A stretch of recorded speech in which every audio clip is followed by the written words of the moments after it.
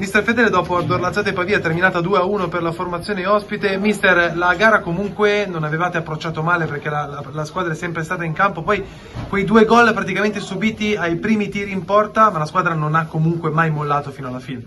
No, sicuramente no, secondo me la sconfitta non è assolutamente meritata, anzi la squadra meritava ampiamente il pareggio per quanto espresso, per quanto creato,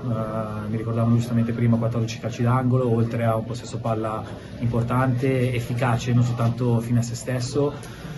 Siamo stati un po' sfortunati, un po' imprecisi in alcune situazioni che potevano determinare almeno un paio di gol da parte nostra, però continuiamo a lavorare, continuiamo a crederci perché il campionato è ancora lungo e quindi non dobbiamo assolutamente mollare. Le chiedo, mister, ci sono state parecchie proteste sul secondo gol convalidato al Pavia,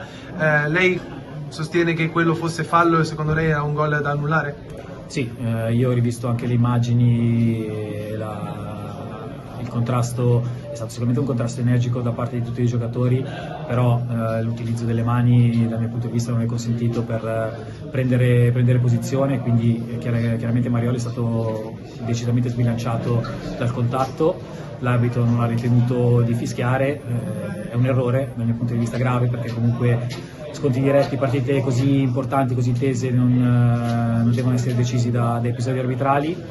ma non fa niente, dobbiamo continuare, perseverare e cercare di fare più punti possibili perché secondo me questa squadra qua ha le potenzialità per entrare nelle zone playoff e lotteremo fino alla fine per questo. Le chiedo, mister, a proposito proprio della classifica, per come si sta evolvendo, è una sconfitta che brucia semplicemente anche per il fatto che ieri sera il Mariano è stato fermato dal Saronno, c'era la possibilità di aggancio, tra pochi giorni ci sarà il Legnano, una squadra che comunque oggi è stata sconfitta in maniera pesante. Quanto sarà importante rispondere su un campo comunque difficile come il Mari?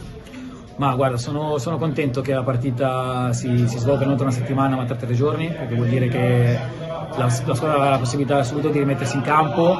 senza pensare a quello che è stato, ma a lavorare per il futuro. Sicuramente è un campo difficile con una squadra viva come il Legnano che ha ottenuto risultati importanti in questo girone di ritorno e sarà una partita difficile, però noi entreremo in campo assolutamente per vincere.